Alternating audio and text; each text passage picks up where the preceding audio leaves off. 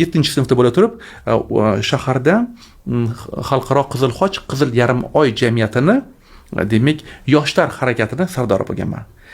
Qariyalar uyiga, nogironlar uyiga, ota-onasi qolgan bolajonlarning uylariga borib konsertlar qilardik. Ularga o'zimiz narsalar pishirardik, o'zimiz haligi o'yinchoqlar tikib, rasmni chizib sovg'a qilardik.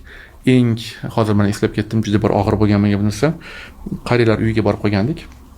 Qarasam, kam odam o'tiribdi konsertda. Bir 10-15 ta men bilaman, u yerda 100 dan ortiq qariya bor. Shu yerga xodimlardan so'radim, nimaga buncha kam? Qolganlar yura olmaydi, ular pavotadan chiqa olmaydi. Shuning uchun biz ularni olib chiqa olmadik. Endi bu 90-yillarning o'rtasida endi. Unda biz pavot yuramiz dedim.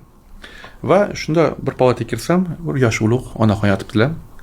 Rus millatiga mansub. Keyin siz yoningizga keldik. Assalomu alaykum.